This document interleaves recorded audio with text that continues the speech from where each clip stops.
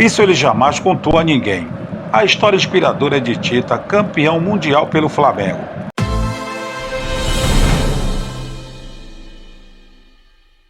Milton Queiroz da Paixão, mais conhecido como Tita, nasceu na capital do Rio de Janeiro em 1º de abril de 1958. Tita é um treinador e ex-futebolista brasileiro que atuava como meia ou atacante. Quando garoto, Tita e sua mãe, Dona Walci, pegavam 3 ônibus para frequentarem as reuniões da igreja pela manhã e à tarde. 3 buzu de ida, 3 de volta, 2 vezes por domingo, um total de 12 ônibus. Ele foi batizado como membro da Igreja de Jesus Cristo dos Santos dos Últimos Dias, aos 11 anos de idade, o mesmo ano em que começou a jogar futebol. Para Tita, os princípios do Evangelho que aprendeu em sua juventude o mantiveram firme durante toda a sua carreira. Mas você sabia que Tita sofreu escárnio em decorrência de seu comportamento e crenças consideradas estranhas para alguns de seus colegas? Dentro e fora de campo, Tita revelou que se esforçava para ser um exemplo, uma luz para seus companheiros de time. Ele recordou os primeiros anos, quando outros atletas zombavam dele e o criticavam por viver a lei da castidade e a palavra de sabedoria. Nos momentos de folga, Tita dava aulas de futebol a jovens na capela da igreja na Tijuca e convidava sempre para ir à igreja aqueles que não faziam parte da religião. Depois que foi para o Grêmio, continuou este trabalho entre os gaúchos, na capela da Avenida Princesa Isabel, no bairro de Santana. Quando Tita começou a ganhar muito dinheiro, sua mãe ficou bastante preocupada, pois ele era apenas um adolescente. Apesar disso, ele sempre pagou o dízimo e as ofertas de tudo o que ele ganhava. De cada contrato, de cada prêmio, ele trazia e dizia: "Mãe, aqui está o nosso dízimo", disse Dona Walci com lágrimas nos olhos. Tita começou a jogar futebol nas divisões de base do Flamengo em 1970, quando tinha 12 anos de idade. Sua carreira no esporte foi marcada por grandes realizações desde o início. Entre as idades 11 e 17 anos, ele ganhou muitos títulos de futebol amador, viajando por todo o Brasil e muitos países da Europa. 7 anos mais tarde, subiu para o time profissional do Flamengo, tendo participado de todas as grandes conquistas do rubro-negro durante aquele período mágico, no início dos anos 80. Sua posição de origem era de armador do meio de campo. Contudo, como o Flamengo já tinha Andrade, Adílio e Zico, Tita acabou improvisado na ponta direita. Jogador versátil, não teve dificuldade em adaptar-se à nova posição, fazendo ótimas apresentações como atacante.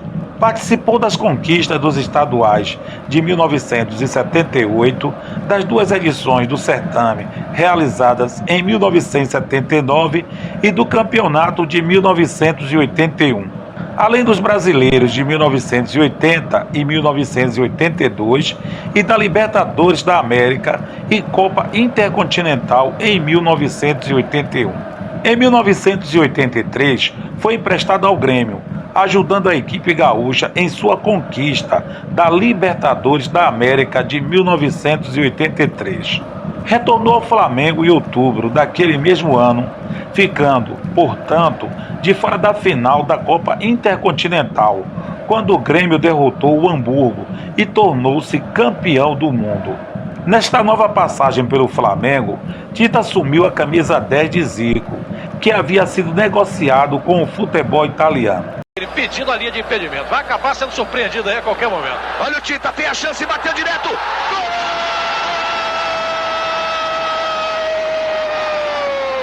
Tita! Entretanto, em 1985, deixou definitivamente a Gávea para ir jogar no Internacional. Em 1987, retornou ao futebol carioca, vestindo a camisa do Vasco da Gama. Naquele ano, o time do Vasco, que já contava com nomes como Acácio, Paulo Roberto, Mazinho, Roberto Dinamite, Giovani e Romário, chegou às finais do estadual contra o Flamengo. Ironicamente, Tita foi o autor do gol que deu o título ao Vasco. Vai o Romário, toma do Júlio César. Olha o contra-ataque do Vasco. Luiz Carlos fugiu pela esquerda, é lançado. Tá na área, no capricho, cruzou. Roberto no peito, girou, voltou. Tita bateu! Ainda em 1987, o carioca foi contratado pelo Bayer Leverkusen, da Alemanha, onde fez grandes apresentações, ajudando o clube a conquistar o título da Copa UEFA. Com a bagagem de ter conquistado o segundo maior torneio de futebol europeu, Tita foi contratado pelo Pescara, que à época estava recém-promovido à Série A do campeonato italiano. Ele chegou ao Pescara para integrar um super time que contava com os brasileiros Júnior e Edmar. A torcida do clube italiano estava bastante confiante, já que a equipe estava aparentemente consolidada em outro patamar em que praticava um futebol alegre e ofensivo. Todavia, o trio de jogadores brasileiros não funcionou, pois, enquanto Júnior Capacete e Edmar vez em quando guardavam alguns gols, Tita só veio balançar as redes na 10ª rodada. Em outra partida, Tita entrou em campo no intervalo e marcou os 2 gols do empate contra a Lazio. Tita recuperou a titularidade e a equipe cresceu de produção.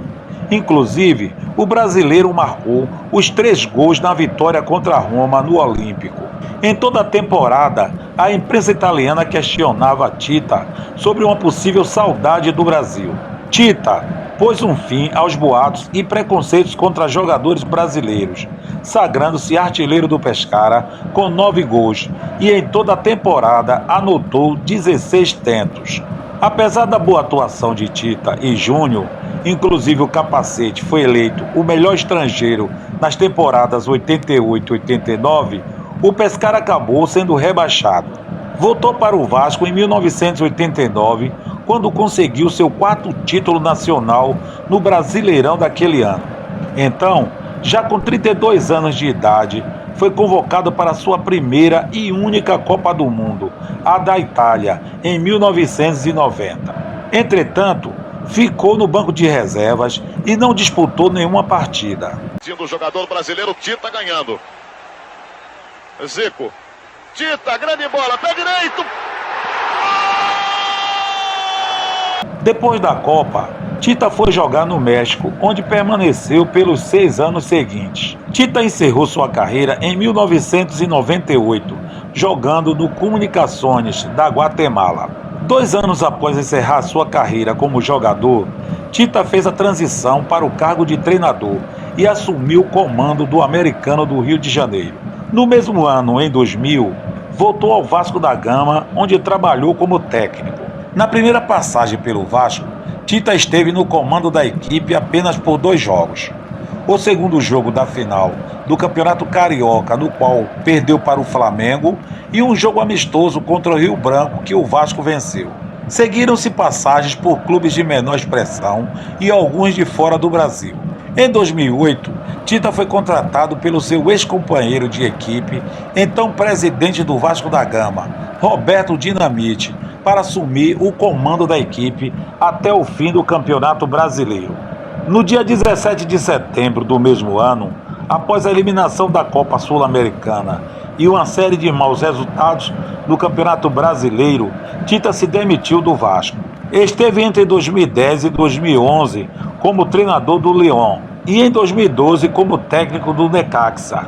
Na comemoração do 50º aniversário do estádio do Maracanã, foi inaugurada uma calçada da fama com os jogadores de futebol mais notáveis na história brasileira. Tita, ao lado de jogadores como Pelé, foi convidado a deixar suas pegadas na calçada da fama, uma honra que o eleva como uma das maiores estrelas do esporte no Brasil.